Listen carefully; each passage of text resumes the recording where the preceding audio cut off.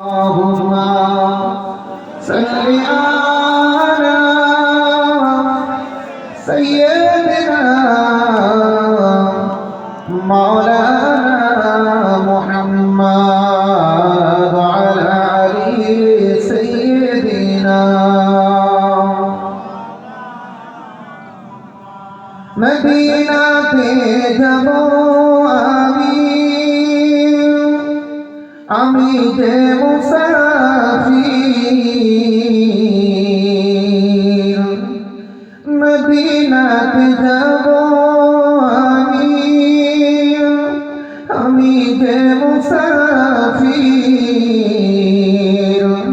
এত কেটে বলবো আমি আমার প্রিয় নবীজি এত কেটে বলবো আমি আমার প্রিয় নবীজি আল্লাহুম্মা সাল্লি আলা সাইয়্যিদিনা মাওলানা মুহাম্মদ ওয়া আলা আলি সাইয়্যিদিনা। বাবু একটুখানি নজর দেন, আমরা যে দরুদ শরীফটা পড়ছি এই দরুদের গদগদ অর্থ কি আমরা নিশ্চয়ই জানি। প্রত্যেকে এক একটা তরিকার এক একটা রকম দরুদ শরীফ, কি বুঝতে পারবো জি। আমরা যে ছোট্ট একটা দরুদ শরীফ পড়ছি, দরুদ শরীফ পড়ার ফজিলত থাকে আমরা নিশ্চয়ই জানি। হাদিসে কুদসির মধ্যে আমার রাসূল পাক সাল্লাল্লাহু আলাইহি ওয়াসাল্লাম তিনি বলেছেন, মান সাল্লা ওয়াহিদাতান সাল্লাল্লাহু আলাইহি আশরা। একবার জোরে বলুন সুবহানাল্লাহ। আমার রাসূল সোনার জামানে তিনি ঘোষণা করেছেন, কেউ যদি আমি রাসূলুল্লাহ আমার প্রতি একবার দরুদ শরীফ পড়বে বাবা একবার, আল্লাহ খুশি হয়ে ওই বান্দার আমলনামায় 10টা নেকি 10টা রহমত আল্লাহ পাক নাযিল করবে। জোরে বলুন সুবহানাল্লাহ। সেই জন্য তো আমাদের পীর মুর্শিদগণ, আমাদের আকাবিরগণ, আমাদের ওস্তাদগণ বলেন, বাবা তোমরা সকাল সন্ধ্যায় দরুদ শরীফ পাঠ করবে। সিরাতে কিতাবে হাদিস মানে কিতাবের মধ্যে বর্ণনা পাওয়া যায়, একজন আল্লাহর মাহবুব নাম হলো আবু সাহেল। কি নাম বাবু? আবু সাহেল। তিনি এত পরিমাণ আবেগ বান্দা ছিলেন, আমার রাসূল পাক সাল্লাল্লাহু আলাইহি ওয়াসাল্লামের শানে সব সময় দরুদ শরীফ পড়তেন, সব সময়। তো হজ পাকে গিয়েছেন, হজ পাকে আমার ইমাম সাহেব ভাই ঘুরে এসেছেন মানে ওমরা থেকে। তো আমাদের মাঝে অনেকে আমরা ইনশাআল্লাহ গিয়েছি। তো 7 চক্করে 7টা দোয়া, বুঝছেন, বড় বড় দোয়া আছে তো। আচ্ছা, তো কেউ যদি আমাদের ধরায় বলে 7 চক্করে দোয়াটা বলো দেখি, আমরা অনেকে পারবো আর বলে মনে হয়। তো ওই মানুষটাকে জিজ্ঞেস করা হলো, তুমি তো সবসময় হজে আসো, তা কি দোয়া কি দোয়া বলো বলো দেখি। তো উনি বলতে, আমি তো কিছু পারি না, শুধু আমি ঘুরি আর দরুদ শরীফ পড়ি। একবার ধরে বলুন সুবহানাল্লাহ। কি বলি? শুধু ঘুরি আর দরুদ শরীফ পড়ি। আল্লাহ ও রাব্বানা বাইনা সিরাতে কিতাবের মধ্যে বর্ণনা পাওয়া যায়, আবু সাহেল রাহমাতুল্লাহ আলাইহি তিনি এমনি ভাবে ওই হজের মৌসুমে গিয়ে আমার রাসূল পাক সাল্লাল্লাহু আলাইহি ওয়াসাল্লামের দরবারে মদিনা মসজিদের পাশে তিনি ঘুমিয়ে গেলেন। ঘুমিয়ে সত্যিকার কথা, কেউ যদি আশিক হয় না, কেউ যদি ওই মসজিদ মদিনার মসজিদ আমার রাসূল পাক সাল্লাল্লাহু আলাইহি ওয়াসাল্লামের দরবারে পাশে যদি বসে ঘুমিয়ে পড়ে, যদি তার তাকদীর নসিব ভালো হয়, আমার রাসূল তিনি নিজেই তিনি জাগিয়ে দেবেন। একবার জোরে বলুন সুবহানাল্লাহ। আপনারা আমার রাসূল নিজেই বিদায় হয়ে যাবে। তেমন তাকদীর ওয়ালা মানুষ যদি হয় তার পক্ষে সম্ভব। তো উনি এত পরিমাণ দরুদ শরীফ পাঠ করতেন, আল্লাহ রাসূল পাক সাল্লাল্লাহু আলাইহি ওয়াসাল্লাম আমার রাসূল তিনি অন্য মানুষের সাথে একটু গল্প করেছেন, তো আমি দরুদ শরীফ ছাড়া কিছু জানি না, তাই আমি শুধু দরুদ শরীফ পাঠ করতাম। ওই বান্দে আবু সাহেল ঘুমিয়ে গেলেন, এমন সময় নূর নবী দয়ার নবী ইমার নবী আমার তিনি স্বপ্নে জেগে আবু সাহেলের সাথে দিদার হয়ে গেল। একবার জোরে বলুন সুবহানাল্লাহ। আবু সাহেলকে বলতে লাগলেন, ও বাবা আবু সাহেল, আমি রাসূলুল্লাহ তোমাকে খুব ভালোবাসি, কেননা তুমি সকাল সন্ধ্যে সর্বসময় আমি রাসূলুল্লাহ আমার নামে দরুদ তুমি পাঠ করো। একবার জোরে বলো সুবহানাল্লাহ। সিরাত কিতাবের মধ্যে বর্ণনা পাওয়া যায়, আবু সাঈদ রাসূলুল্লাহ বলছেন, ও আবু সাঈদ, যে ঠোঁট দিয়ে যে জবান দিয়ে তুমি দরুদ শরীফ পাঠ করো, ওই ঠোঁটটা ওই জবানটা তুমি আমার কাছে আনো, আমি রাসূলুল্লাহ তোমার ঠোঁটেতে একটু চুম্বন দিতে চাই। একবার জোরে বলো সুবহানাল্লাহ। ঘুম ভেঙে গেল, ঘুমটা যখন ভেঙে গেল, আল্লাহ পাকের মাহবুব আবু সাঈদের ঘুমটা ভেঙে গেল। ঘুমটা ভেঙে সাথে সাথে তিনি দেখতে পেলেন, আল্লাহ শুকরিয়া করে আল্লাহ রাসূল তিনি যে এসেছিলেন, ওনার মুখে যে হাত দিয়েছিলেন, ওই মদিনার দরবারে মিশকে আম্বারের মতো সেন বাহির হতে শুরু করে দিয়েছিল। একবার ধরে বলো সুবহানাল্লাহ। কি হয়েছিল? মিশকে আম্বারের মতো খুশবু সব ছড়িয়ে পড়েছিল। তো কিতাবের বর্ণনা পাওয়া যায়, যারা আল্লাহর ইশক হবে, আমার রাসূল পাক সাল্লাল্লাহু আলাইহি ওয়াসাল্লামের মহব্বতে ফানা হয়ে যাবে, তাদের পক্ষে সম্ভব। কি বলছি নাকি? সেই যে নবীর মহব্বতে এটা আমরা সকলে মিলিতভাবে দরুদ শরীফ পড়ে, আল্লাহুম্মা সাল্লি আলা সাইয়্যিদিনা মাওলানা মুহাম্মদ ওয়া আলা সাইয়্যিদিনা। কোথায় আছেন দয়ার নবী আমাদেরকে ছাড়িয়া, আপনি ছাড়া কি লাভ হবে এ দুনিয়ায় বাঁচিয়া। আল্লাহুম্মা সাল্লি আলা সাইয়্যিদিনা মাওলানা মুহাম্মদ ওয়া আলা আলি সাইয়্যিদিনা মাওলানা মুহাম্মদ। জিকির করেন লা ইলাহা,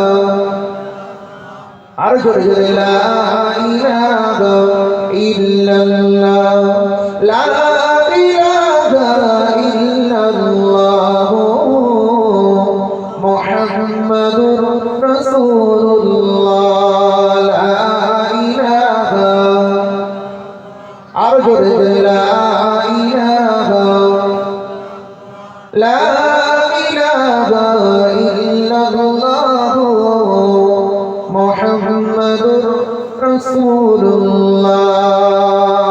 আদম নবী শফিউল্লাহ, মূসা নবী কালিমুল্লাহ, ইব্রাহিম নবী খলিলুল্লাহ, আমার নবী হাবিবুল্লাহ। বলো লা ইলাহা, জোরে জোরে লা ইলাহা, লা ইলাহা ইল্লাল্লাহ মুহাম্মাদুর রাসূলুল্লাহ। বালাগাল উলা বিকামালিহি কাশাফাত তুজা বিজামালিহি হাসানাত জামিউ খিসালিহি সাল্লু আলাইহি ওয়া আলিহি। ও মেরি মিরাজ থেকে তু লৌহ কলম तक पहुंचा, और मेरी मिराज है कि मैं तेरे कदम तक पहुंचा। बलगल उला बिकमालिही कशफत तुजा बिजमालिही हसनत जमीउ खिसालिही सल्लु अलैहि व आलिही।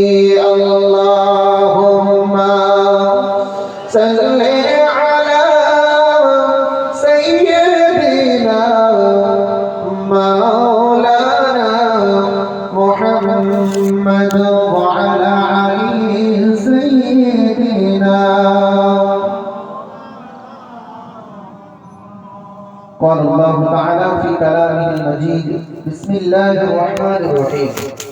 يا أيها الذين آمنوا ادخلوا في السلم كافة ولا تتبعوا خطوات الشيطان إنه لكم عدو مبين إلى آخر الآيات. وقال النبي صلى الله عليه وسلم طلب العلم فريضة أو على كل مسلمين والمسلمات. সমগ্র প্রশংসা জ্ঞাপন করি সেই মহান মনিবের দরবারে যে রব্বুল আলামিন আল্লাহ আমাদের মতো গুনাহগার দিনকে পাক পবিত্র এই সাদরাসের মাহফিলে আল্লাহ আসার মতো বসার মতো কিছু আমল করবার মতো আল্লাহ তৌফিক সুযোগ দান করেছেন। সেই মহান মনিবকে আমরা সকলে মন উজাড় করে শুকরিয়া জানাই, সকলে বলি আলহামদুলিল্লাহ।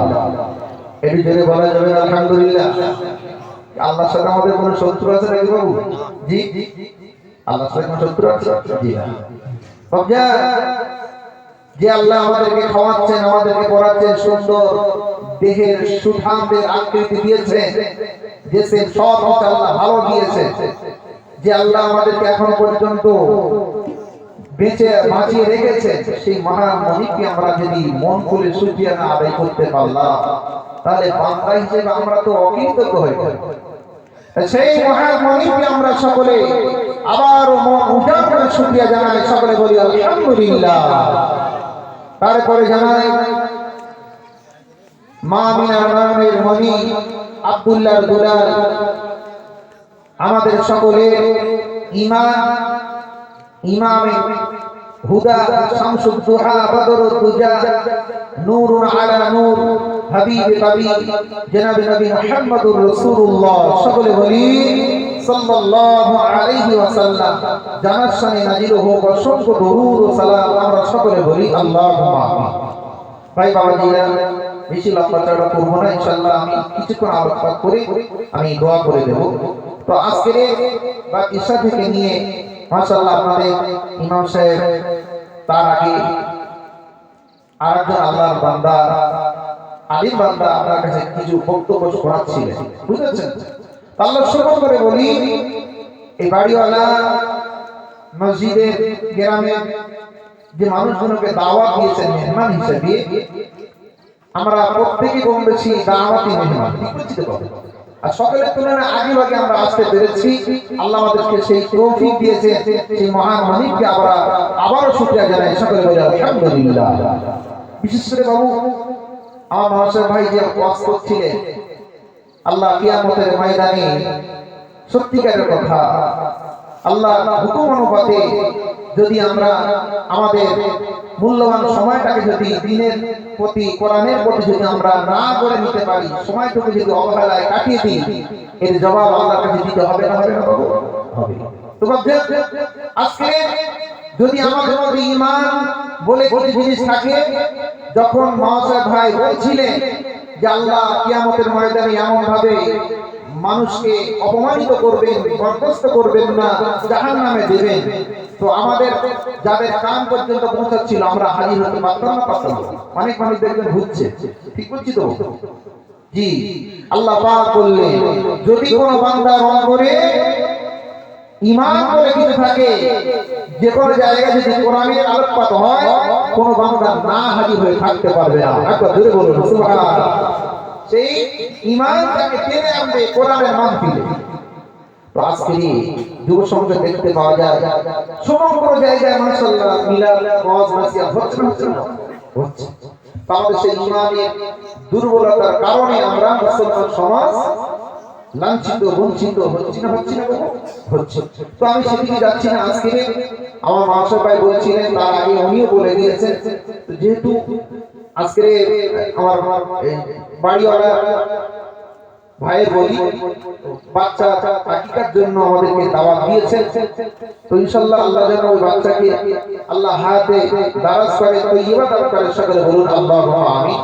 তাহলে আমার রাসূল সাল্লাল্লাহু আলাইহি ওয়াসাল্লাম তিনি বলেছেন মাআল গোলাম আকিকা, প্রত্যেকটা বনি আদমের সন্তানকে আমাদের কি করতে হবে? আকিকা দিতে হবে। তো আমরা নিশ্চয় জানি যে আকিকা দেওয়া এবং প্রত্যেকটা আব্বার উপরে অপরিহার্য কর্তব্য বলে মনে করে। কেননা যদি আকিকা দেওয়া হয়, যখন কোন বান্দার বাচ্চা যখন ভূমিষ্ঠ হয়, আকিকা দিলে আল্লাহ তার উপর দিয়ে বালা মুসিবত থেকে আল্লাহ উঠিয়ে নেয়। একবার জোরে বলুন সুবহানাল্লাহ। বাচ্চাদের সুস্থতা আমরা কামনা করি তো? জি, আমরা প্রত্যেকটা বাচ্চা যখন ভূমিষ্ঠ দুনিয়ার মধ্যে আসে, আমরা বলি কোন যদি অসুখ হয়, সর্দি হলে কাশি হলে সঙ্গে সঙ্গে ডাক্তারের কাছে ছুটছে, ঠিক তো? হুজুরের কাছে যদি একটু আমার বাচ্চারা ঝাড়িয়ে দেন, কেন? যাতে করে আমার বাচ্চারা সুস্থ থাকে। তো হাসারা আজকের দিনেতে আমার এই ভাইজানের যে বাচ্চা হলো, আল্লাহ তিনি আকিকাও মোটামুটি কমপ্লিট করে নিয়েছেন, আপনাদেরকে দাওয়াত দিয়েছেন। আল্লাহ যেন বাচ্চা হাতে দারাজ করে আব্বা আম্মা মুখ উজ্জ্বল করেন, সকলে বলুন আল্লাহুম্মা আমিন। প্রথমত যখন বাচ্চা ভূমিষ্ঠ হবে, তো একটা কথা বলি, প্রথমত আমাদের মানতে হবে গাছ যদি ভালো হয় ফল ভালো হবে। মানতে হবে তো হবে না? গাছ যদি ভালো হয় ফল ভালো হবে, গাছ যদি খারাপ হয় ফল খারাপ হবে। তো যে মায়ের গর্ভেতে বাচ্চাটা ছিল, বাচ্চা যখন আসবে সে একটুখানি সামনে সামনে এগিয়ে আসে, বাবু একটুখানি কলেমা পড়েন লা ইলাহা, সরে সরে আসেন লা ইলাহা, একটু এগিয়ে আসে লা ইলাহা ইল্লাল্লাহ, লা ইলাহা, আসে বাবু লা ইলাহা ইল্লাল্লাহ মুহাম্মাদুর রাসূলুল্লাহ, লা ইলাহা ইল্লাল্লাহ, লা ইলাহা ইল্লাল্লাহ, লা ইলাহা ইল্লাল্লাহ মুহাম্মাদুর রাসূলুল্লাহ সাল্লাল্লাহু আলাইহি ওয়াসাল্লাম। তাহলে প্রত্যেকটা মা যদি তাদের গর্ভে যখন বাচ্চা আসে, মা যদি সেই অবস্থায় কোরআন পাঠ করে, সেই অবস্থায় তাসবিহ তাহলিল জিকির ফিকির মধ্যে দিন গুজার করে, আল্লাহ শুকর করে বলে বাচ্চা আল্লাহ ভালো দেবেন, দিনদার মুত্তাকিন বানাবে। এটা আমার কথা না। আজকে যারা পৃথিবীর মধ্যে এসেছেন বড় বড় মানুষই, তাদের জীবনে যদি আমরা ফলো করি, বড় বিশ্ব রহমাতুল্লাহ আম্মা জানের দিন যদি ফলো করি, গাছ ভালো ছিল না ছিল না বাবু? ছিল, তাই আল্লাহ ভালো ফল দিয়েছে। তাহলে যদি আমরা যদি নামাজ না পড়ি, রোজা না করি, যদি কোরআন শরীফ তাসবিহ তাহলিল যদি না তেলাওয়াত করি, যদি আমার মনে হয়, আমাদের যদি মনে মনে ভাবি যে আমার বাচ্চা যেন ওই রকম বড় বিশ্বাসের মতো হয়, সম্ভব বলে মনে হয়? জি না। সেই জন্য আমরা প্রত্যেকটা মা এবং আমরা যখন বাবা হয়েছি, আমাদের একটা ঈমানি দায়িত্ব আছে, সন্তানটাকে সুন্দরভাবে লালন পালন করা। কি ভাবছেন? দায়িত্ব আছে না নেই? আছে। সেই সম্পর্কে দু একটা কথা ইনশাআল্লাহ বলে আমি বক্তব্য শেষ করব। একটুখানি দেখেন। তাহলে প্রথমত যখন সন্তান ভূমিষ্ঠ হচ্ছে, বারবার মানে প্রথমত তাকে সুন্দরভাবে গোসল দিয়ে তার কানে আযান ইকামত দেওয়া, পরে পরে তাদেরকে কি করা, সুন্দর নাম রাখা, ইসলামের নাম রাখা, ইসলামিক নাম। আমাদের সমাজে দেখতে পাওয়া যায়, একটুখানি বলি, যখন বাচ্চা হবে, বাচ্চা যখন ভূমিষ্ঠ হলো, ইমাম সাহেবের কাছে যায়, ইমাম সাহেব আমার বাচ্চা হয়েছে, একটা নাম দেয়। ইমাম সাহেব ভালো ভালো নাম বা এটা লিখে দিল, তো পছন্দ হলো, বাড়তি বলছে একটা ভালো দেখে নাম রাখবে, যেন এই নাম এই গ্রামে যেমন না থাকে। আচ্ছা বলেন, গ্রামের নাম থাকবে কেমন হতে পারে তো বলে মনে হয়? হ্যাঁ, গ্রামে ভালো করে বলে, গ্রামে নাম থাকবে এমন হতে পেরেছে? জি না। অথচ আমাদের পরিবারে কি হয়, ভালো একটা নাম যায় যেন গ্রামে নাম না থাকে। আমার কথা বলছি, বুঝেছেন? একটা বাচ্চা হয়েছে, আমার কাছে গিয়েছে, তো আমি নাম ভালো করে প্রায় কম বেশি 65 নাম লিখে দিয়েছি। কটা বাবু? বলে যাবে পছন্দ। তো লাস্টে পছন্দ হলো না, নাম দিয়েছে ইরফান পাড়া। আমি বুঝতে পারি ভাই, ইউটিউব দেখে দেখে ইরফান পাড়া পছন্দ হয়েছে। অথচ সুন্দর সুন্দর নাম, আল্লাহর কাছে সবচেয়ে প্রিয় নাম, পছন্দের নাম হলো আব্দুল্লাহ আর আব্দুর রহমান। একবার জোরে বলুন সুবহানাল্লাহ। আমরা হসপাতালে গিয়েছি, ছোট ছোট বাচ্চাগুলো ঘোরাফেরা করছে, আরে মা ইসমত তোমার নাম কি? সব বলছে ইসমে আব্দুর রহমান, ইসমে সানি আব্দুর রহমান, ইসমে সাইস আব্দুর রহমান, প্রথম দ্বিতীয় তৃতীয় এমন পাবে। বাবার নাম আব্দুর রহমান, ওর ছেলে হয়েছে দ্বিতীয় আব্দুর রহমান, তার ছেলে হয়েছে তৃতীয় আব্দুর রহমান। কত সুন্দর বলতে। আমাদের সমাজে নাম কি হয়, লালটু বল্টু বল্টু ইত্যাদি ইত্যাদি নাম দিয়ে আমাদের একাকার করা হয়ে যায়। আমার আব্বা জান ভাই জানেরা, ভুল আমাকে বুঝবেন না। আমার রাসূল পাক সাল্লাল্লাহু আলাইহি ওয়াসাল্লাম তিনি বললেন, যখন তোমাদের বাচ্চা হবে, বাচ্চাটাকে সুন্দর নামে নামাঙ্কিত করবে। নাম রাখবে আব্দুল্লাহ, নাম রাখবে আব্দুর রহমান, নাম রাখবে আব্দুর রহিম, নাম রাখবে আব্দুল কুদ্দুস, নাম রাখবে নবীদের নামের সাথে নাম তোমরা মিশিয়ে মিশিয়ে রাখবে। কেননা আল্লাহ পাক রব্বুল আলামিন কিয়ামতের দিনে যদি কোন নবীর সাথে কোন বাচ্চার নাম টুকরা হয়, ভালো করে বলুন, আমার বাচ্চা হলো নাম রাখবো কি মুসা, কি নাম রাখবো মুসা। তাই নবী মুসা আলাইহিস সালাম ওয়াস সালাম, আল্লাহ পাক নবী মুসাকে বলবেন, নবী মুসা তোমার কি আরজু বলো। আল্লাহ আমার নামের সাথে যাদের নাম ছিল, আল্লাহ তুমি তাদেরকে maaf করে দাও, তাদেরকে তুমি জান্নাত দিয়ে দাও। নবী মুসা আলাইহিস সালাম তিনি যখন maaf পেয়ে যাবেন, ছাড় পেয়ে যাবেন, আল্লাহ তাদেরকে ছাড় দেবেন না দেবেন? নবীরা তো কুল্লু নবীর মাসুম, প্রত্যেকটা নবী মাসুম। তাহলে আমরা যদি প্রত্যেকটা নবীদের নামের সাথে নাম রাখি, সাহাবী হুজুরদের নামের সাথে নাম রাখি, ইনশাআল্লাহ তারা তো নাজাত পাবে, সেই সাথে আমরাও সেই নামের বরকত আল্লাহ আমাদের নাজাত দিয়ে দিবেন। জোরে বলুন সুবহান। ও সোনার মালিকেরা, একটুখানি মনোযোগ দেন। আমার রাসূল পাক সাল্লাল্লাহু আলাইহি ওয়াসাল্লাম তিনি বললেন, বাচ্চা যখন ভূমিষ্ঠ হবে তাদেরকে সুন্দর নাম দাও। যখন বাচ্চা এমনি আকিকা হয়ে গেল, তার মাথাটা বন্ধন করে তার মাথার চুলের উপরে হিসাব করে তোমরা সাজদা করে দাও। কি করো এখনকার সময়? কি বলে, যদি বেলেট মাথাটা ওঠে, এখন বেলেট ঠেকানো যাবে না, কি বলে না বলেন, জোরে করে।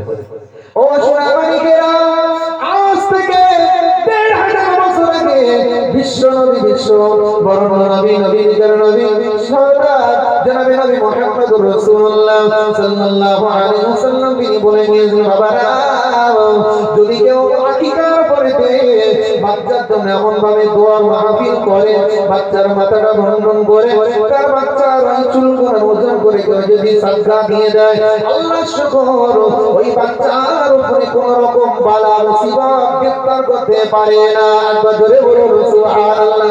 অথচ আমরা নীতিতে বিশ্বাসী, ডাক্তার বলেছে আমাদের মানতে হবে, আমরা মেনে চলি। আমার সোনার মানিকেরা, ভুল আমাকে বুঝবেন না। হাদিসের মধ্যে পাওয়া যায়, আপনাদের সকলে জানা আছে, তাই একটুখানি বলছি।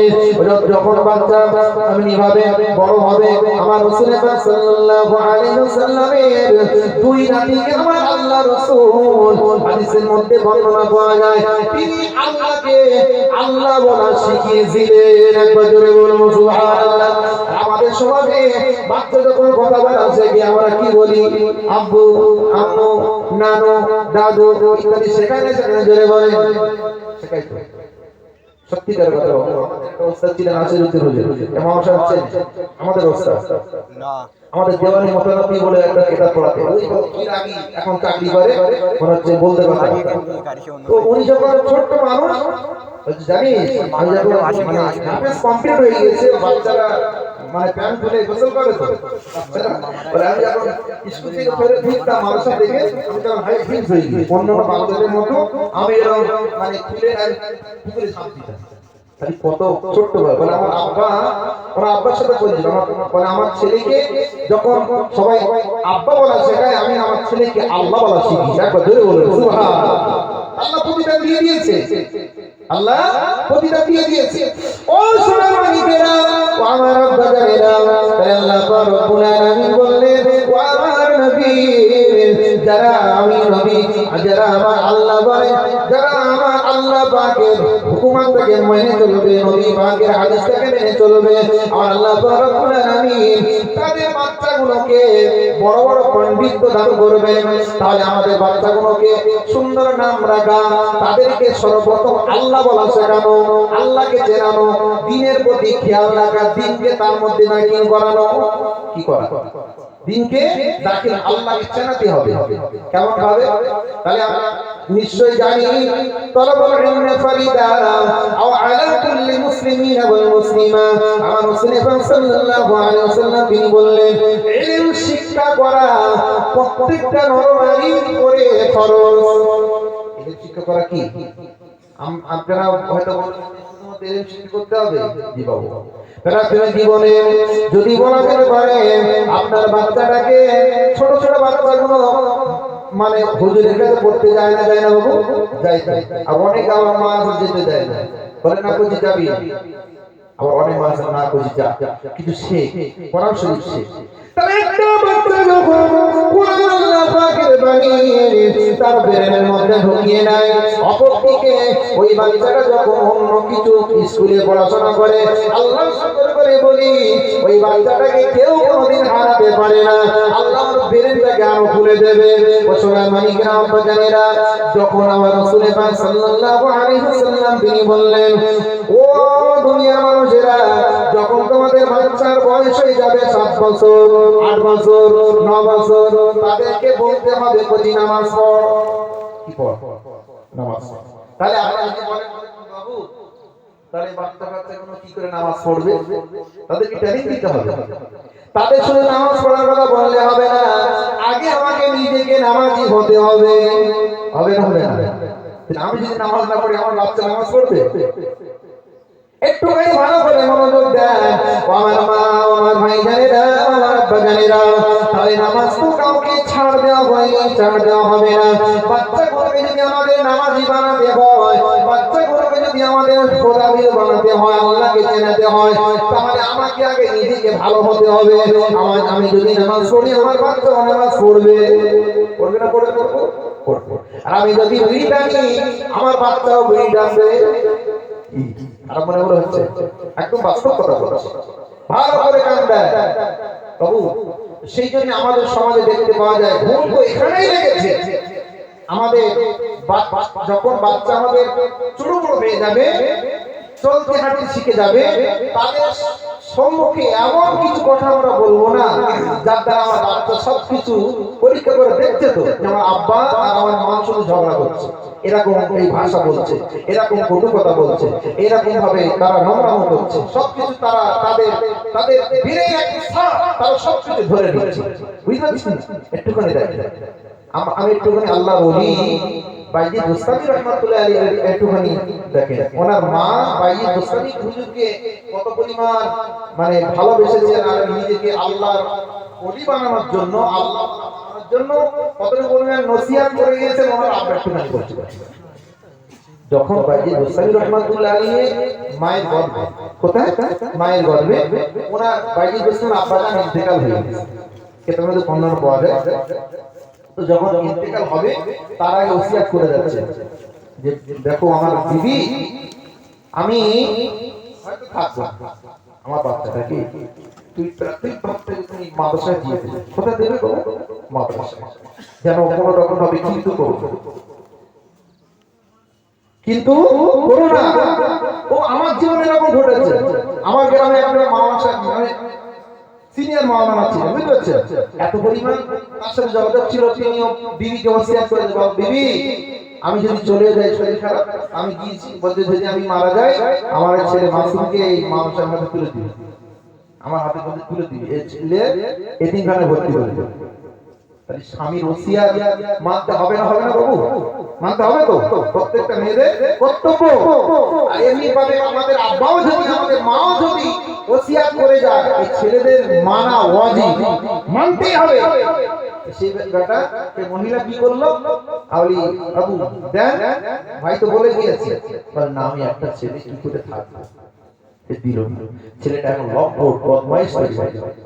তাহলে আজকে ছেলেরা যদি আলেম হতো, ওর আব্বার জন্য একটু দোয়া চাইতে পারতো, পারতো না? পারতো না গো? আজকে আপনারা গ্রামে ইমাম সাহেব বলেন দেখি, আল্লাহ শুকর করে বলে ওনার আব্বা আম্মা জানাজা উনি পড়াতো, কবরে উনি লাগবে, ওনার আব্বা আম্মার কবরের পাশে উনিকে দাঁড়াবে, কোনো ইমাম সাহেব ভাড়া করা লাগবে না। তাহলে আল্লাহ কোনটা বদলা দেবে? ইনিকে দাঁড়াবেন। আল্লাহ শুকর করে বলি, আল্লাহ আমার আব্বা আম্মার কবরের আযাবকে মাফ করে দেবে। ধরে বলুন সুবহানাল্লাহ। ও সোনার মালিকের আমার আব্বা জানেরা, বাইজিদ গোস্বামী রাহমাতুল্লাহ আলাইহি তিনি তার মায়ের গর্ভে পড়তে চলে আসলেন। এমন সময় দেখতে পাওয়া যায় বাইজিদ গোস্বামী রাহমাতুল্লাহ আলাইহি আব্বাজান তিনি বিবিকে বলে যাচ্ছে, ও বিবি গো, আমার মায়ার আল্লাহ হায়াত দেবে না, চলে যাব, তবে আমার বাচ্চাটা যে দুনিয়ার মধ্যে আসবে তাকে তুমি কোরআনের হাফেজ বানিও। কি বানিও? কোরআনের হাফেজ বানিও। প্রথম স্টেজ থেকে তুমি তাকে মাদ্রাসার মধ্যে দাখিল করে দিও। মা জননী কাছ থেকে বাইজিদ গোস্তের আব্বাজান চলে গেলেন। ও সোনামণি কেরাম, বাইজিদ গোস্ত রাহমাতুল্লাহ আলাইহি মা ছোট বাইজিদকে নিয়ে এমনি ভাবে গরিব অসহায়ের মতো এইটার স্বামীও হারিয়ে গেল, ছোট বাইজিদকে নিয়ে এর বাড়িতে কাজ করে ওর বাড়িতে কাজ করে ফ্যান ইত্যাদি চেয়ে বাইজিদকে একটু ছোট বড় যখন হলো বাইজিদকে নিয়ে অদূরে একটা মাদ্রাসায় ভর্তি করে দিলেন। মাদ্রাসার মধ্যে দিয়ে আসছে যখন বাইজিদ গোস্তামিকে বলছেন, কচি তুই তো জানিস তোর অপরাধী। কি বলছে? তুই তো জানিস তোর অপরাধী। কচি এক কাজ কর, যতদিন না পর্যন্ত তুই কোরআনের হাফেজ হবি, ইলমিয়াতের মাকাম যতটুকু হাসিল না করতে পারবি, তুই আমার বাড়ির ভিটে তুই যাবি না। একবার জোরে বলুন সুবহানাল্লাহ। এটা কোন শর্ত বুঝতে হচ্ছে? যতদিন না পর্যন্ত তুই কোরআনের হাফেজ না হবি ততদিন পর্যন্ত আমার বাড়ির মতো হবি। কত বড় শর্ত! একটুখানি দেখে বাইজিদ গোস্তামি রাহমাতুল্লাহ আলাইহি কি করছে, ওস্তাদকেও মা জননী বলেছে, ওস্তাদ আমার বাইজিদকে একটুখানি দেখবেন, ওর আব্বারে আমার বাইজিদকে আপন করে নেবেন। আমার বাইজিদের আব্বা নেই, আমার বাইজিদের জন্য শর্ত দিয়ে গেলাম, আমার বাইজিদ যখন কোরআনের হাফেজ হয়ে যাবে, মুকাম্মাল ইলমিয়াতের দরজা লাভ করবে, সেদিন আপনি মাদ্রাসা থেকে আপনি বাড়ি ফেরাবেন। এই ভালো করে মনোযোগ দেন বাবা। তাহলে কি শর্ত দিয়েছে? যতদিন পর্যন্ত না হিফজ হতে পারবে, না ভালো মুকাম্মাল ইলমিয়াতের দরজার মধ্যে না দাখিল হচ্ছে, ওকে বাড়ি যেতে হবে। ছোট্ট বাইজি মা জননীকে না দেখে থাকতে পারে বলে মনে হয়? জি থাকতে পারবে? জি পারবে। ওস্তাদ হুজুরকে বলেছেন, বাইজি ও আমার ওস্তাদ, ও আমার ওস্তাদ, যদি আপনি একটুখানি দোয়া করেন, প্রতিনিয়ত আপনি 2 পৃষ্ঠা করে পড়াবেন, আমি বাইজিদ যদি এটি মানে খেটে খেটে যদি রাতের অন্ধকারে গভীরে যদি পড়াটা বেশি বেশি করে মুখস্থ করে দিই, আমার কিন্তু তাড়াতাড়ি ছুটি দিতে হবে। কি বলছে? হুজুর প্রতিনিয়ত আপনি 2 পৃষ্ঠা করে পড়াবেন, 2 ছাপা করে, আমি যদি 4 ছাপা পড়া দিই, 1 পৃষ্ঠা ধরেন এক পড়া মুখস্থ করতে 10 দিন লাগবে। তো হুজুর যদি আমি 4 দিনে একটু পড়াটা এক পড়া মুখস্থ শোনাই, আপনি একটু তাড়াতাড়ি আমার বাড়িতে দেবেন তো? কত সুন্দর ছোট্ট মানুষ, কত সুন্দর বের আল্লাহ খুলে দিয়েছে তাকে। ছোট্ট বাইজিদ উত্তরে ছোট্ট বাইজিদের প্রশ্নটা যখন বললেন, ওস্তাদ হুজুর থাকতে পারলেন না, বাইজিদকে বললেন, বাইজিদ রে যা, তোর মায়ের জন্য তোর মন যদি এত খারাপ হয়, তুই ঠিক আছে তুই কোরআনটা ভালো করে মুখস্থ কর। আল্লাহ শুকর করে বলে, বাইজিদ গোস্তামি রাহমাতুল্লাহ আলাইহি কোন ছাত্র ভাইরা যেমন ভাবে মুখস্থ করতেন, 2 ছাপা করে পড়া শোনানোর কথা, বাইজিদ গোস্তামি প্রতিনিয়ত 5 ছাপা করে পড়া শুনিয়ে তাড়াতাড়ি আল্লাহর কোরআন হিফজটা কমপ্লিট করে ফেলল। একবার ধরে বলুন সুবহানাল্লাহ।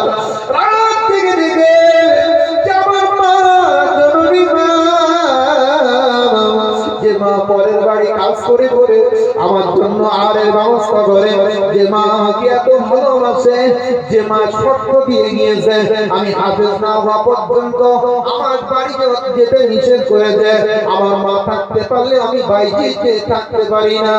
কোন বাচ্চা কি থাকতে পারে?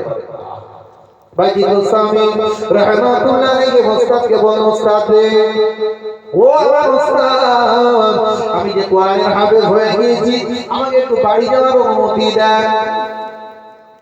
তো বাড়ি যাওয়ার অনুমতি দিয়েছে, ঠিক আছে তুই তো হাফেজ হয়ে গিয়েছিস, যা মার সাথে দেখা করে আয়। দুপুরের পরে বাইজিদ মুস্তামি রাহমাতুল্লাহ আলাইহি ওখান থেকে হেঁটে হেঁটে হেঁটে হেঁটে হেঁটে হেঁটে যখন ওই মাগরিবের আযান হয়ে গেল, ছোট্ট বাইজির মায়ের দরজার কাছে হাজির হয়ে গেল। আসসালামু আলাইকুম, ও আম্মা, একটুখানি দরজা খোলো মা, আমি বাইজিদ তোমার দরবারে হাজির। বাইজিদের মা তখন বলছেন, কে বাবা বাইজিদ? আমার বাইজিদকে তো মাদ্রাসা ভর্তি করে দিয়েছি, যতদিন না পর্যন্ত কোরআনের হাফেজ এবং মুকাম্মাল ইলমিয়াতের দরজা না মিলবে, আমি কিছুতে আমার বাইজিদ বাড়ি আসতে পারে না। একবার জোরে বলুন সুবহানাল্লাহ। কাজে তুই আমার বাইজিদ হতে পারিস না, দূর হয়ে যা। শর্ত কি দিচ্ছে? দূর হয়ে যাবে, থেকে চলে যাবে। আর আমাদের সমাজে কি হয়, যদি ইমাম সাহেব একটুখানি বকাঝকা করে করছি আর যাবি না কাল থেকে, ভালো কাজের আদেশ কি হয়, আরো ভালো করে পালিশ দিয়ে আর ছোট হুজুরের কাছে যা পড়ে আছে। আমাদের সমাজে আছে বলে মনে হয়, নেই বলে আমাদের বাচ্চা কোনো লম্পট বদমাইশ তৈরি হচ্ছে না। যেদিন থেকে এটা আপনারা মানেন চান, আমরা একটুখানি দেখেন, যেদিন থেকে শিক্ষকদের হাত থেকে ছড়ি উঠে গেল, সেদিন থেকে কোনো বাচ্চার মানুষ হচ্ছে না। হচ্ছে বলে মনে হয় বাবু? হচ্ছে। আমার সোনামানিকরা বলার উদ্দেশ্য এটাই, বাইজিদ বুস্তামি রাহমাতুল্লাহ আলাইহি তিনি মায়ের কাছ থেকে দোয়া পেলেন না বদদোয়া পেলেন? বদদোয়ার মতোই তো, দূর করে তাড়িয়ে দিলেন না, দূর হয়ে যায়, আমার বাড়ি আসতে পারে না। ও সোনামানিকেরা, ও আমার মায়েরা বোনেরা, একটুখানি মনোযোগ দেন। বাইজিদ মুস্তামি রাহমাতুল্লাহ আলাইহি তার জীবনে লেখা হয়েছে, বাইজিদ মুস্তামি কাঁদতে কাঁদতে শিক্ষকের কাছে আবার ফিরে গেলে, শিক্ষককে বলতেন, আমি হুজুরজি, ও উস্তাদ, আমার মা জননী আমাকে দূর করে তাড়িয়ে দিয়েছে। আমার মা এই শর্ত দিয়েছিল, যদি আমি মুকাম্মাল দরজা যদি লাভ না করতে পারবো, ততদিন আমি বাড়িতে যাব না। আমি বাড়িতে গিয়েছি বলে আমার মা দরজাটা খুললো না, বরঞ্চ আমাকে দূর করে তাড়িয়ে দিয়েছে। আমার ওস্তাদ, আজ থেকে আমি বাড়ি মুখো হব না। ওস্তাদ, আমি আর বাড়ি মুখো হব না। তাহলে আমাদের সমাজের মা এরকম আছে বলে মনে হয়? বাবু আছে। যদি মা বাবা যদি সত্য হয়, ও বাচ্চা মানুষ হতে বাধ্য। একবার জোরে বলুন সুবহানাল্লাহ। আর তা যদি না হয়, আপনি নরম হয়ে বাচ্চাগুলো সব আস্তে আস্তে নরমই তো হয়ে যাবে। ও সোনামানিকেরা, ও আমার আব্বাজানেরা, তাহলে 7 বছর থেকে 9 বছর যখন বয়স হয়ে যাবে, আমার রাসূল পাক সাল্লাল্লাহু আলাইহি ওয়াসাল্লাম তিনি বললেন, তাদেরকে নামাজের জন্য তাগিদ দাও, নামাজের কথা বলো, নামাজের জন্য তাগিদ দাও, কোরআন শিক্ষা দাও, অন্যান্য সাবজেক্টের যেমন চাপ দাও, কোরআনটাকে তোমরা ভালোভাবে শিক্ষা দান করো। কোরআনটাকে কি করো? শিক্ষা দাও। তাহলে যখন 12 বছর হয়ে যাচ্ছে, ওই বাচ্চা যদি নামাজ না পড়ে, তাকে প্রহর শুরু করে দাও। প্রহর করো, তাকে নামাজ পড়তেই হবে। কেন আল্লাহ বললেন, ইন্নাস সালাতা কানাত আলাল মুমিনিনা কিতাবাম মাওকুতা। ও দুনিয়ার মানুষেরা, নির্দিষ্ট সময়তে আমি আল্লাহ তাআলা রব্বুল আলামিন তোমাদের জন্য নামাজ পড়াটাকে ফরজ করে দিয়েছি। একবার জোরে বলা যাবে না সুবহানাল্লাহ? নির্দিষ্ট সময় কোন থাকে? 12 বছর থেকে। বুঝতে পারছেন? তো তার আগে ট্রেনিং দেওয়ার দরকার আছে না নেই? আছে। তাহলে আমাদের 12 বছর যখন হয়ে যাচ্ছে, সেখান থেকে গোনা লেখা মানে আমাদের কমপ্লিট, আমাদের গোনা লেখা শুরু হয়ে যাচ্ছে। আল্লাহ রাসূল সাল্লাল্লাহু আলাইহি ওয়াসাল্লাম তিনি আরো বললেন, ও সোনার মালিকেরা, ও আমার আব্বাজানেরা, যখন বাচ্চা 10 বছর 7 বছর হয়ে যাচ্ছে, 10 বছর বয়স হয়ে যাচ্ছে, তাদের বিছানাটাকে আলাদা করে দাও। কি করো? বিছানাটাকে আলাদা করে দিতে হবে। যদি মনে হয় যে বিছানা এক জায়গায় রেখে দেবে থাকতে পারবে না মনে হয়, আমাদের প্রত্যেকটা এমনকি দুই ভাই মনে এক জায়গায় রাখা যাবে, শরীয়তে নিষিদ্ধ। সেই জন্য একটু চিন্তা রাখবো, যখন প্রাপ্ত বয়স হয়ে যাচ্ছে বুঝতেছেন, গণা রাখার আগে পিছে সঙ্গে সঙ্গে আমাদের ডিভাইড করে দিতে হবে। থাক তুই ওখানে থাক, এরকম ভাবে। তাহলে আপনারা যে বলেন ঘরের সমস্যাটা কি করবো বলেন মধ্যে কি, তাহলে ক্ষতিগ্রস্ত থেকে আল্লাহ আমার নবী আমাদেরকে হেফাজত হওয়ার জন্য বলেছেন, বুঝতে পারছেন? সেই জন্য আমাদের সকলকে কিন্তু আমাদের সাবধান হতে হবে। যেহেতু বাচ্চা কাচ্চাদের লালন পালনের ক্ষেত্রে আল্লাহ বলা শেখাতে হবে। জি, সেটা আরেকটা কথা বলি, আমার রাসূল পাক সাল্লাল্লাহু আলাইহি ওয়াসাল্লাম তিনি বলেছেন বাচ্চাকে আল্লাহ বলা আল্লাহকে শেখাতে হবে। ও আপনাদের মাইনেরা, নবী ইব্রাহিম আলাইহিস সালাতু ওয়াস সালামের জীবনী যদি আপনাদের বলি একটুখানি ভালো করে বুঝেন। আমার রাসূল পাক সাল্লাল্লাহু আলাইহি ওয়াসাল্লাম তিনি তো জানতেন না নবী ইব্রাহিম আলাইহিস সালাতু ওয়াস সালাম কবে এসেছেন, জানতেন বলে মনে হয়? আল্লাহ নবী ইব্রাহিম আলাইহিস সালাতু ওয়াস সালামের ঘটনা কোরআনুল কারীমের মধ্যে আল্লাহ ঘোষণা দিয়ে দিলেন, আমার নবী ও আমার হাবিব নবী ইব্রাহিম আলাইহিস সালাতু ওয়াস সালাম মিল্লাতা আবিকুম ইব্রাহিম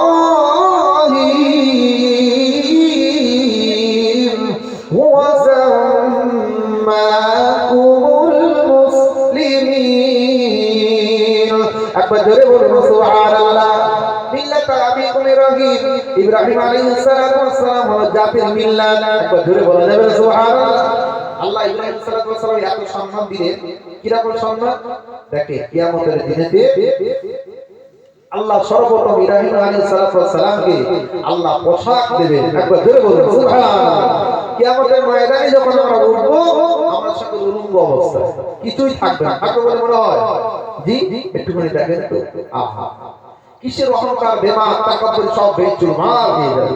হ্যাঁ, এক বছর কাটতে গেলে সব কবর ভেঙে সব শেষ, কোন রকম কিছু থাকবে কিছুই নেই। অথচ কিয়ামতের ময়দানে যখন আমরা উঠবো এরকম ভাবে উলঙ্গ অবস্থায় সব চলে, কি বেটা ছেলে কি মেয়ে ছেলে, আরে সেদিন কেউ কারো বাদ বিচার হবে না।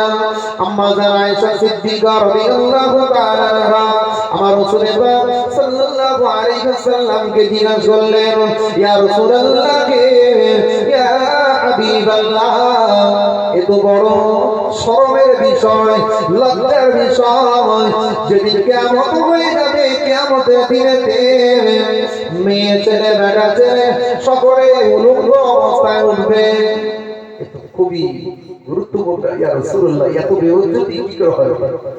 এই বেইজ্জতি আল্লাহ কি এত বেইজ্জতি আমাদের প্রতি নিতে পারবে? দিতে পারবে? আমার রাসূল সাল্লাল্লাহু আলাইহি ওয়াসাল্লাম ওই সময় বলেছিলেন, ও বিবি আয়েশা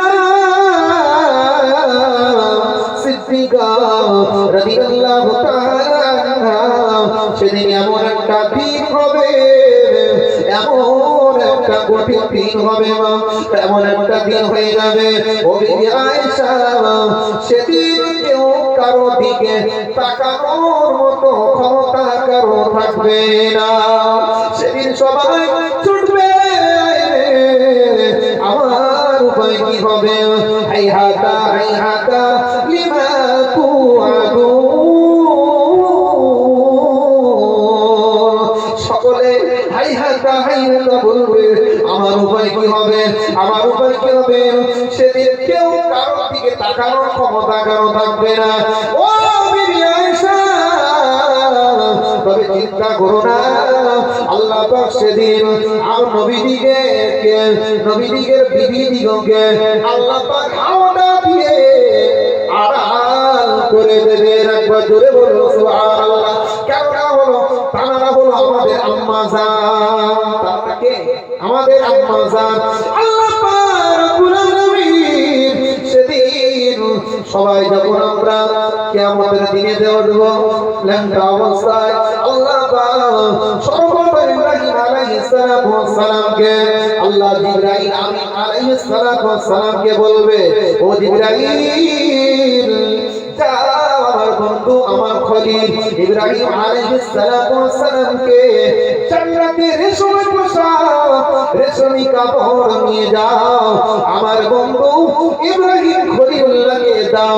কেন ইব্রাহিম খলিলুল্লাহ তিনি দুনিয়ার মধ্যে এত লাঞ্ছিত বঞ্চিত হয়েছিলেন না ভাই নিজরে বলেন। নমরুদ ইব্রাহিম খলিলুল্লাহকে কান্ত অবস্থায় সব বিদ্যুৎ কাপড়গুলো খুলে দিয়েছিল। আল্লাহ পাকের প্রতিদান ওই দুনিয়া দিয়ে দেবেন যেদিন সবাই অনন্ত থাকবে। ইব্রাহিম আলাইহিস সালাতু ওয়াস সালাম আল্লাহ তরফ থেকে সর্বতমুনি পোশাক পরিধান হতে হয়, পোশাক পেয়ে যাবেন, আল্লাহ দরবারে শুকরিয়া জানাবেন। সকলে বলেন আলহামদুলিল্লাহ। ও সোনা মালিকেরা, তাহলে ইব্রাহিম খলিলুল্লাহ আলাইহিস সালাতু ওয়াস সালাম তিনি যখন আল্লাহকে চিনতে চাইলেন তিনি সূর্যের দিকে তাকিয়ে বললেন, আজ শামস এই নিশ্চয় আমার প্রভু হবে। কি হবে? প্রভু নিশ্চয় আমার প্রভু হবে। এত আলো দিচ্ছে, এত দিচ্ছে, আবার যখন ডুবে যাচ্ছে না, কিন্তু আমার প্রভু হতে পারে না। যখন আকাশে চন্দ্র উঠল উনি মনে মনে ভাবলো হয়তো এই চন্দ্রই আমার প্রভু হবে। আবার যখন চন্দ্রটা নিয়ে গেল উনি বললেন না, এ হতে পারে না, চন্দ্র আমার প্রভু হতে পারে না। তিনি আগুনের কাছে গেলেন, মনে হচ্ছে আগুন আমার প্রভু হবে। সবাই তো পুজো করছে, মনে হচ্ছে আগুন আমার প্রভু। আগুন যেমন উনি বললেন না, আমার প্রভু হতে পারে না। ও সোনামানিকেরা, এমনি ভাবে আল্লাহ পাক রব্বুল আলামিন ইব্রাহিম খলিলুল্লাহকে বললেন, ইব্রাহিম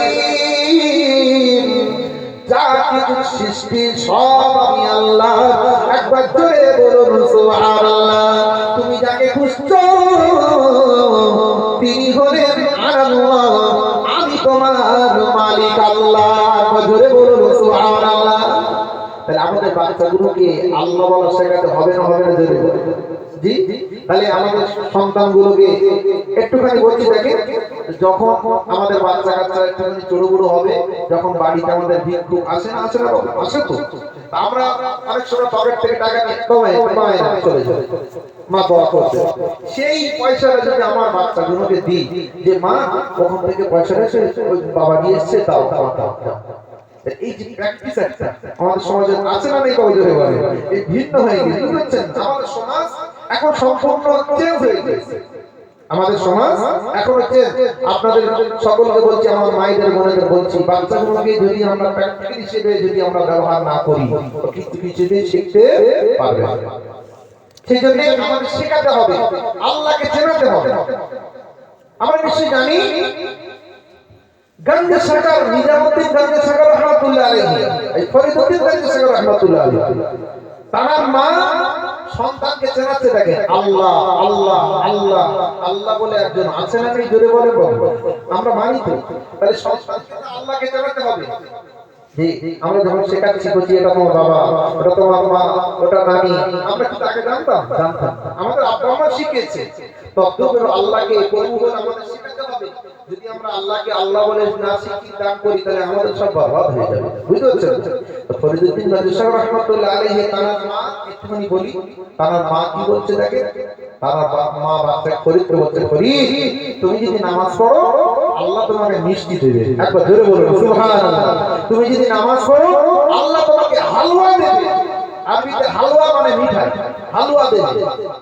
ফরিদউদ্দিন হুজুর তিনি মায়ের কথায় তিনি কি করতেন? নামাজ পড়তেন। ছোট মানুষ, মা আমার নামাজ পড়তে দাও। তো ওনার মা তার আগে হালুয়া পুরো রেডি করে রাখতেন, হালুয়া রুটি ভালো করে এখানে ভুজিয়ে রাখতেন। ওখানে কচি নামাজ পড়েছো? হ্যাঁ মা নামাজ পড়েছি। বাবা তুমি খুঁজে দেখো, তুমি হালুয়া পেয়ে যাবে। একবার ধরে বলুন সুবহানাল্লাহ। ফরিদউদ্দিন হুজুর তিনি কি করতেন?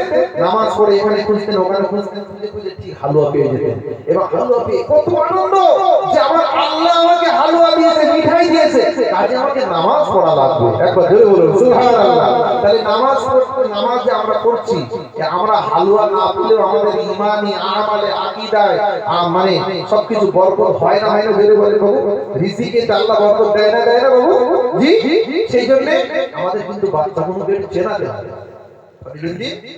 হুজুরের মা যেমন একটু জীবনীতি পাওয়া যায়, ফরিদউদ্দিন হুজুরের মা এরকম বাচ্চাটাকে লালন পালন করার ক্ষেত্রে, বাচ্চাটাকে আল্লাহ বলার ক্ষেত্রে, বাচ্চাটাকে আল্লাহ দিন যাতে করে ভিড়ে সেই প্রচেষ্টা তিনি করে দিয়েছিলেন। তাই তো ফরিদুল হুজুরের মায়ের নাম, ফরিদুল হুজুরের নাম আল্লাহর ওলিদের দপ্তরে আল্লাহ লিখে দিয়েছিলেন। একবার জোরে বলুন সুবহান। তা যদি না হয় মনে রাখতে হবে আমাদের সন্তান সব বরবাদ হয়ে যাবে। ও সোনার মানিকেরা, ও আমার বাজারেরা, ও আমার মায়েরা বোনেরা, বাচ্চাগুলোকে সুন্দরভাবে আকৃতি আল্লাহ পাক দিয়েছেন। আল্লাহ কুদরত দেখেন, আল্লাহ পাকের কি মহিমা দেখেন। এমন ফ্যামিলি আছে, এমন ফ্যামিলি আছে, আল্লাহ শুকর করে বলি কোন বাচ্চার সাথে কোন বাচ্চার মিল আছে বলে মনে হয়? মিল আছে বাবু? কারণ পাঁচটা সন্তান পাঁচ রকম হয়েছে। বাপের সাথে কোনো মিল নেই, মায়ের সাথে কোনো মিল নেই। তাহলে আমরা কি বলবো যে অন্যজনের বাচ্চা বলতে পারো বলে মনে হয়? জি না। আল্লাহ পাক রব্বুল আলামিন বললেন, ও দুনিয়ার মানুষেরা, আমি আল্লাহ আমার সৃষ্টির কোনো তুলনা নয়, আমার সৃষ্টির কোনো তুলনা হয় না। একই সন্তান, একই আব্বা আম্মা, একটা কালো দিয়েছি, একটা সাদা দিয়েছি, একটা একটু বেটে দিয়েছি, একটা একটু লম্বা দিয়েছি, একটা মেয়ে চিকন দিয়েছি, একটা মোটা করে দিয়েছি। একই সন্তান, অথচ তার বাবা এত সুন্দর, তাদের মধু মিশিয়ে আমার আল্লাহ বলেন, ও বান্দা, আমি যাদেরকে যেমন বলে বানাই, ওই বান্দা যদি ওইটা নিয়ে খুশি হয়, আমি আল্লাহ তার প্রতি আরো খুশি হয়ে যাব। একবার জোরে বলুন সুবহানাল্লাহ। আল্লাহ বললেন, লা ইন শাকারতুম লাযীদান্নাকুম। আল্লাহ বললেন, যদি আমি আল্লাহ যতটুকু বান্দাকে দিয়েছি, শুকরিয়া আমাদের আদায় করার দরকার আছে না নেই? জোরে বলুন জি। এমন শুকরিয়া আদায় করতে হবে যেন আল্লাহ আমাদের প্রতি খুশি হয়ে যায়। একবার জোরে বলুন সুবহান। তা যদি না হয় মনে রাখতে হবে, ওয়ালা ইন কাফারতুম। আল্লাহ বললেন, যারা কাফের মুশরিক তারা কি বলে জানেন? যে আমার বাপ দাদাদের কাছ থেকে আমরা পেয়েছি। কি বলে? আমাদের প্রত্যেকটা মানুষ, আমাদের ভাবতে হবে যতগুলো মানুষ আমরা এসেছি, যে আমার আল্লাহ যা আমাদের টাকা পয়সা ধন দৌলত যা আমার আল্লাহ দিয়েছেন, দিচ্ছে, সব আল্লাহর করুণা মহিমা ছাড়া আমরা কেউ পেতাম বলে মনে হয়? জি না। যদি আমরা বলি, এই বিশেষ করে আমাদের সমাজে এরকম চলছে, কিরকম একটু বলছি দেখে। আমাদের যদি বলা হয়, বাবু আলু কেমন হলো, যে বাবু আলু না এই এক বিঘে জমিতে 200 বস্তা আলু হয়েছে, বিশাল আলু, মানে সার এত পরিমাণ দিয়েছি, আলু বিভিন্ন মানে বিশাল আলু হয়েছে। কি ভাবছেন? আমাদের এরকম বলি না জোরে বলে জি। আল্লাহ বললেন, ও বান্দা, তুই যত সার দিস না কেন, আমার রহমত যদি তোর এই ক্ষেতের প্রতি না হতো, তোর জমির প্রতি না হতো, তুই কিছুতে ওই 200 বস্তা আলুতে ভয়ে তুলতে পারতিস না। হয় না? আল্লাহ দয়া, আল্লাহ রহমত ছাড়া আমরা তো এক কদম এগোতে পারবো বলে মনে হয়? জি না। ও আমার আব্বা জান ভাইয়েরা, ও সোনার মানিকেরা, সেই জন্য আল্লাহ রব্বুল আলামিন বললেন, যারা শুকর গুজার করনেওয়ালা মানুষ হয়েছে তাদের দলভুক্ত তোমরা হয়ে যাও। যারা শুকরিয়া আদায় করবে, যারা বেশি বেশি করে শুকর গুজার করনেওয়ালা মানুষ হবে, তাদের সাথে আমাদের বন্ধুত্ব রাখতে হবে। কাদের সাথে? যারা শুকরিয়া করবে, যারা অল্পতে সন্তুষ্ট হবে, তাদেরকে দেখে দেখে আমাদের শিক্ষা নিতে হবে। আমার আব্বা জান ভাইয়েরা, ও সোনা মানিকেরা, একটুখানি দেখে আমার রাসূল পাক সাল্লাল্লাহু আলাইহি ওয়াসাল্লামের সাহাবী হযরত উসমান বিন নুরাইন রাদিয়াল্লাহু তাআলা আনহু, আল্লাহ পাক তাকে গনি বানিয়েছিলেন। একবার জোরে বলুন সুবহানাল্লাহ। আরব দেশের মধ্যে আল্লাহ পাক উসমানকে যে সম্পত্তি দিয়েছিলেন, অন্যান্য মানুষের গুণ আল্লাহ পাক উসমান হুজুরের সম্পত্তি অনেক অনেক বেশি আল্লাহ দান করেছিলেন। তারা জীবন দিয়ে পাওয়া যায়, তরকারিতে একটুখানি নুন বেশি হয়েছে বলে বিবির সাথে ঝগড়া শুরু করে দিয়েছে। করছে তরকারিতে বেশি নুন হয়েছে বলে বিবির সাথে ঝগড়া, দুই জায়গায় তরকারি রান্না করেছে বলে বিবির সাথে ঝগড়া করা হয়েছে শুরু করে। আর আমাদের সমাজে কি হয়, 3-4 জায়গা 5 জায়গা আমাদের তরকারি হয় না জোরে বলে জি। আল্লাহ শুকর, আল্লাহ আমাদের খাওয়াচ্ছে, কিন্তু এই যে আমাদের এক জায়গায় তরকারি করে খাওয়া হয়ে যাচ্ছে, আমরা 2 জায়গা 3 জায়গা 5 জায়গা পর্যন্ত তরকারি করে খাচ্ছি, ঠিক হচ্ছে না? মানে তাদের মধ্যে কত পরিমাণ খোদা ভীরু একটু ছিল যায়। ইন্নাল মুবাসসিরিনা কানু ইখওয়ানাশ শায়াতিন, যারা ফুজুর ঠাট্টা করবে তারা হলো শয়তানের ভাইরা ভাই, শয়তানের ভাই। এই যে এই আয়াতটা সব সময় বলতে পীর কালিমুল্লাহ সিদ্দিক রাহমাতুল্লাহ, আপনারা শুনেছেন নিশ্চয়ই, বুঝলেন? সব সময় বলতেন বাবা ছোট হোক সাদামাটা হোক এটাই আল্লাহর কাছে বেশি পছন্দ, ঠিক বলছি তাই বল? আর শুনে দেখবেন ছোট হোক সাদামাটা হোক এটাই আল্লাহর কাছে বেশি পছন্দ। তো যে বড় বিবাহ, বিশাল বড় ধুমধাম করে বিবাহ দেখছে, বিবাহ আল্লাহর করুণা বর্ষণ হতে পারে না। ছোট্ট বিবাহ অল্প খরচে মিটিয়ে দাও, আল্লাহর রহমত এই বিবাহ প্রতি করবে। একবার জোরে বলুন সুবহানাল্লাহ। এই কার কথা? যদি আমার সামঞ্জস্য বজায় থাকে, আল্লাহ পাক এই আয়াতটি আমরা একটু ফলো করে দেখি। যেখানে একটা লাইট হয়ে যাবে সেখানে যদি আমি 2টো লাইট জ্বালাই, বাড়ির ক্ষেত্রে বলো, কিংবা যেখানে আমার একটা তরকারি ভাত খাওয়া হয় যদি 2টো তরকারি ভাত খাই, তাহলে এই আয়াতের কালিমা থেকে আমরা যদি লক্ষ্য করে দেখি, উসমান গনি রাদিয়াল্লাহু তাআলা কে আল্লাহ এত বড় পরিচালনা মানুষদের বলছে, তিনি যে কৃপণ তা নয়, তিনি কেন ঝগড়া করছে? বিবিকে বলছেন কেন তুমি এই নুন বেশি দিয়েছো বলো, কেন তুমি 2 জায়গায় তরকারি রান্না করেছো বলো। ও সোনা মানিকেরা, ও আমার আব্বাদেরা, সেই জন্য আমার রাসূল পাক সাল্লাল্লাহু আলাইহি ওয়াসাল্লাম উসমান হুজুরের এই কর্মকাণ্ড থেকে উসমানকে বলেছিলেন, উসমান আল্লাহ তোমাকে ভালোবাসে, যদি আমার আরেকটা মেয়ে থাকতো আমি আমার উসমানের সাথে বিবাহ দিতাম। একবার জোরে বলুন সুবহানাল্লাহ। উসমান হুজুর আমার রাসূল পাক সাল্লাল্লাহু আলাইহি ওয়াসাল্লাম 2 মেয়েকে বিবাহ করেছে, মানে একজন মারা যাওয়ার পর তারপর আরেকজন, উনিও মারা গেলেন, বুঝতে পারছেন না? আল্লাহ রাসূল আবার বললেন যদি আমার আরেকটা মেয়ে থাকতো আমি উসমানকে দিয়ে দিতাম। একবার জোরে বলুন সুবহানাল্লাহ। তাই তার মধ্যে কত রকমের খোদা ভীরু, কত রকমের আল্লাহওয়ালা, কত রকমের আমলিয়া ছিল বলে আমার রাসূল ওই কথাটা বলেছেন, বুঝতে পারছেন না? তো সেই ভালো মানুষদের সাথে যদি আমরা বন্ধুত্ব করে যেতে পারি, আল্লাহ শকর করে বলি আমরা কবর থেকে নিয়ে আখিরাত পর্যন্ত কি পাবো? নাজাত পেয়ে যাব।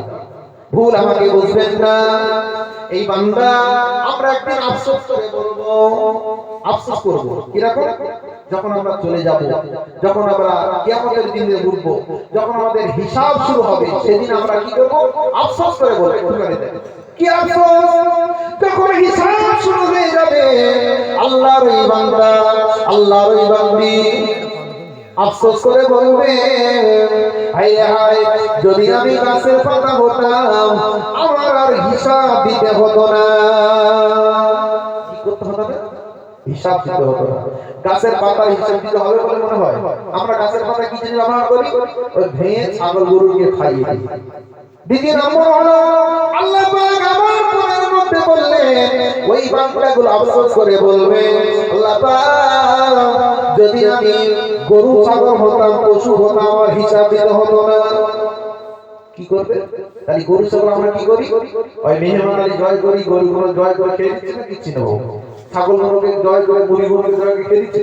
তাহলে আমি যদি ওরকম ভাবে হতাম তাহলে আমারও কি করতো? আমারও কি করতো? দুনিয়ার মানুষের জমা করে খেয়ে নিত। আমার আপনারা একটুখানি থাকে আল্লাহ রাব্বুল আলামিন বান্দা বান্দীগুলো বলবেন আল্লাহকে বলবেন আল্লাহ যদি আমরা ওই দুনিয়ার মানুষদের মতো না হয়ে যদি এমনি ভাবে অন্য কিছু হতাম আমাকে হিসাব দিতে হতো না। হিসাব দিতে আমার কিছু মানুষ বলবে আল্লাহ যদি ওই বান্দার মতো যদি আমার কিছু বন্ধু থাকতো।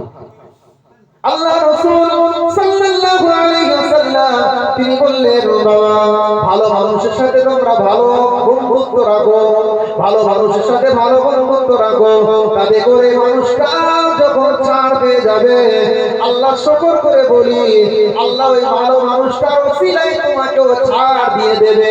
একবার জোরে বলো সুবহানাল্লাহ। ভালো মানুষের কি করতে হবে? ভালো বন্ধুত্ব রাখতে হবে। একটু মহব্বতের সাথে দরুদ আল্লাহুম্মা সাল্লি আলা সাইয়্যিদিনা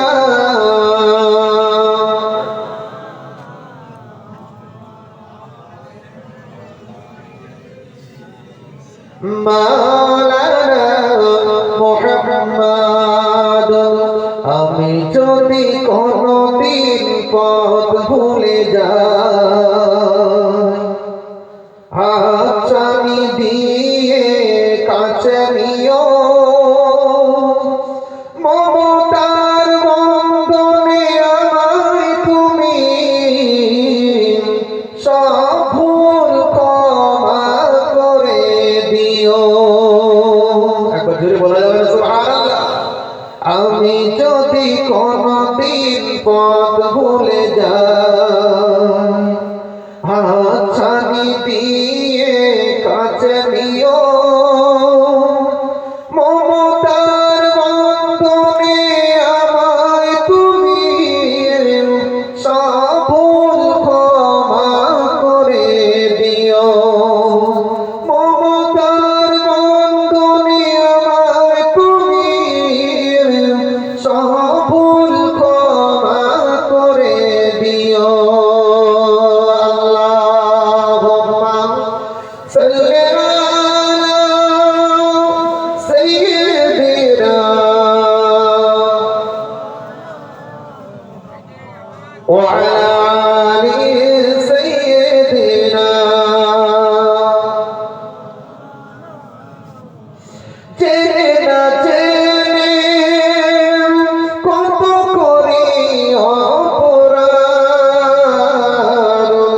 কখনো করো না তুমি বাতিবার, তোমারই দয়া সীমা নাই নাই নাই নাই, সেই দোয়া পেতে আস পড়িও সগায়।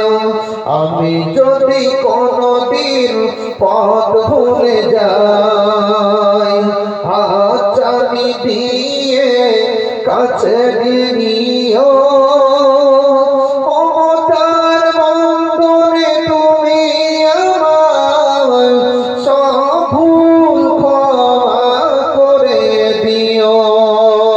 আল্লাহুম্মা সাল্লি আলা সাইয়্যিদিনা মাওলানা মুহাম্মাদ ওয়া আলা আলি সাইয়্যিদিনা।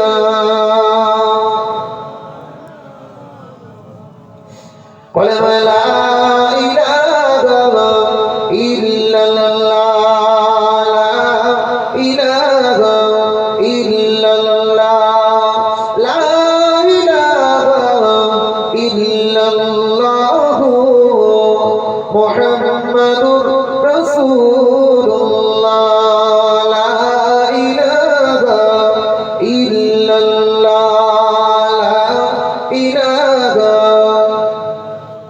لا إله إلا الله محمد رسول الله صلى الله عليه وسلم। বাবু আমি শেষ করবো, একটা কথা বলি।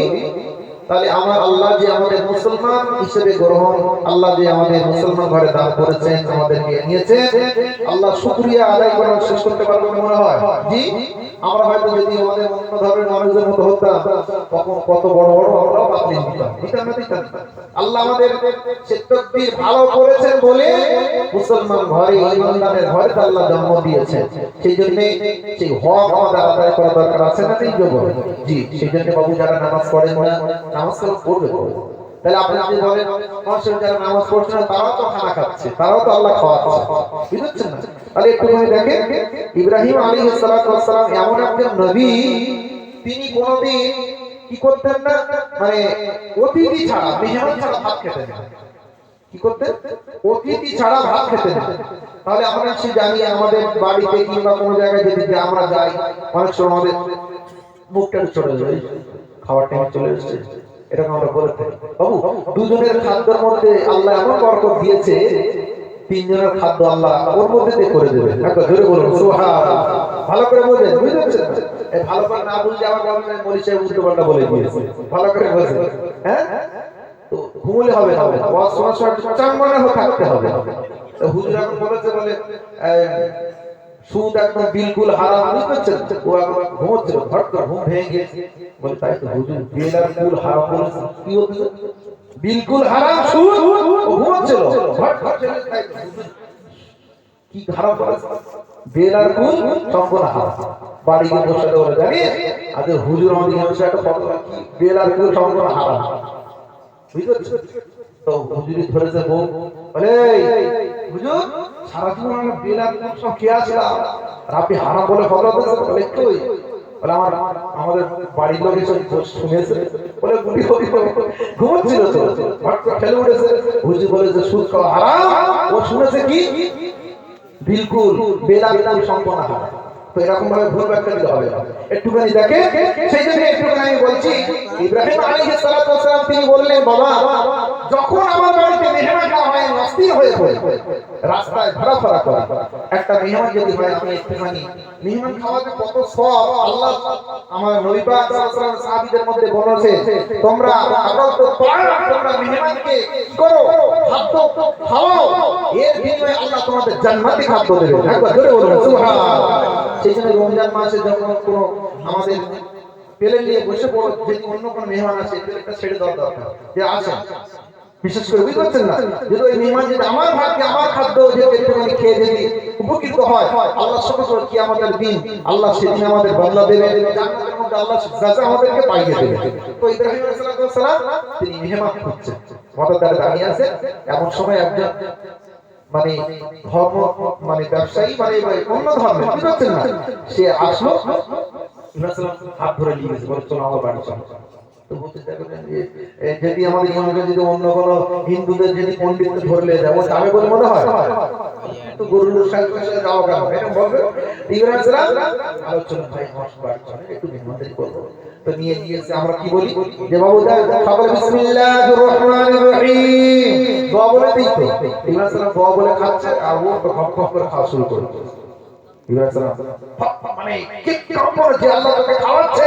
আর বিসমিল্লাহ বললি না দূর হয়ে যা ইব্রাহিম সালাম এই বলেছে দূর হয়ে যা কনফার্ম করেছে সঙ্গে সঙ্গে বেচারি মনটা খারাপ করে তাই তো আমাকে ডেকে আনলো আবার আমাকে চলে যেতে বলছে তো এত বড় সাহস খাওয়ার সময় বিসমিল্লাহ বললি না তখন কেতাবের বর্ণনা পাওয়া ইব্রাহিম সালাম যখন মানুষটাকে তাড়িয়ে দিল আল্লাহ পাক সঙ্গে সঙ্গে ইব্রাহিম সালামের প্রতি আল্লাহ কোরআনের আয়াত অবতীর্ণ করলেন ইব্রাহিম আমি আল্লাহ যে নামাজ পড়ে তাকেও খাওয়াচ্ছি যে নামাজ পড়ে না তাকেও আমি আল্লাহ খাওয়াচ্ছি যে আমাকে ইবাদত করে না তাকেও খাওয়াচ্ছি যে ইবাদত করে তাকেও খাওয়াচ্ছি কাজে আমি আল্লাহ এই দুনিয়ায় রহমান ওই দুনিয়ায় রহিম হব কাজে তুমি আর কে হে ইব্রাহিম ডেকে আনো যাও আবার ইব্রাহিম সালাম তার ছুটে গিয়ে ভুল হয়ে গেছে ভাই তুই তোর মতো খা আমি আমার মতো খাই আল্লাহকে বেজার করা যাবে না তো বাবুজান এখানে বলার উদ্দেশ্য এটাই আল্লাহ যেখানে আমাদের দুনিয়াবি জিন্দেগি মুসলিম সমাজে আল্লাহ জন্ম আমাদের কিছু শেখার দরকার আছে না নাই জীবন সেজন্য একটুখানি দোয়া দরুদ তাসবিহ তাহলিল জিকির ফিকির মুরাকাবা গুলো আমাদের ইমাম সাহেবের কাছে শিখে নেব সকাল সন্ধ্যা একটুখানি 100 বার করে দরুদ শরীফ আমি প্রথম থেকে বলে আসছি দরুদ শরীফ বেশি বেশি আমরা পড়ব ইনশাআল্লাহ জিকির ফিকির ইনশাআল্লাহ করব আল্লাহ আমাদের সকলকে সেই তৌফিক দান করেন সকলে বলুন আল্লাহুম্মা আমিন বাচ্চাগুলোকে সুন্দর শিক্ষা শিক্ষিত করতে হবে আমরা যদি আপনারা যদি মরিচা করতে না ডাক্তার কবিরাজ যেমন দরকার মাওলানা সাহেব এলেম শিক্ষা করা তেমনই দরকার আছে না নাই জি সেই জন্য আমরা ইনশাআল্লাহ প্রচেষ্টা থাকবো আল্লাহ আমাদের সকলকে সেই তৌফিক দান সকলে বলুন আল্লাহুম্মা আমিন সকলে ওঠে আমার নবী সাহেব সালাম পড়াই ইয়া নবী সালাম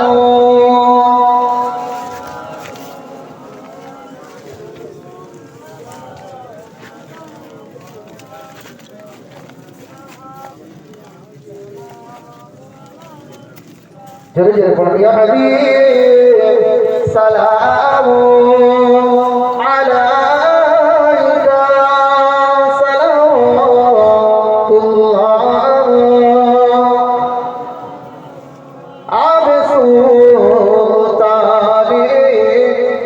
मदीना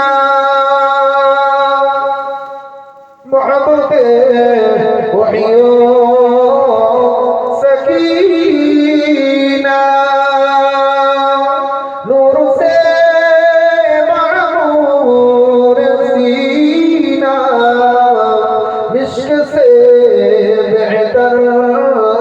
पसीना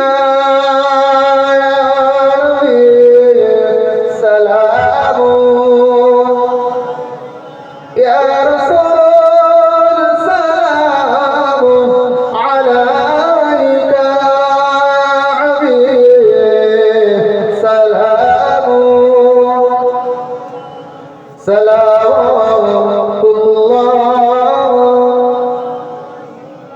ইয়া নবী মোরা বড় অসহায় দিতে চাই রোজা আজিরা পয়সা নাই কেমনে সেটাই যায় কখন যাব সেই সোনার মদিনা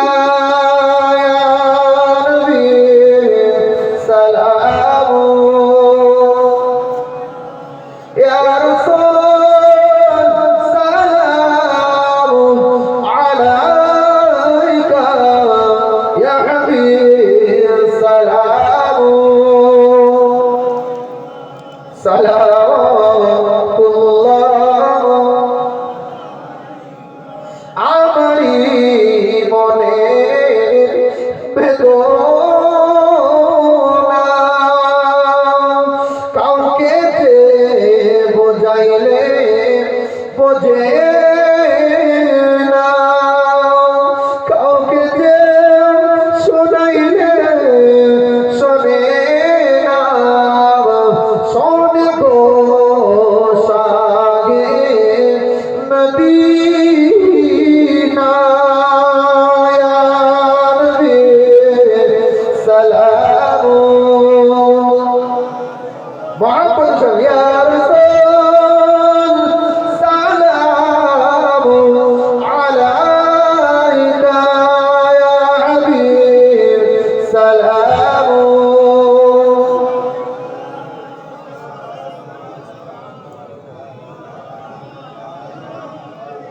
মদিনা ছোট শিশুরা মনে মনে সন্দে কাগি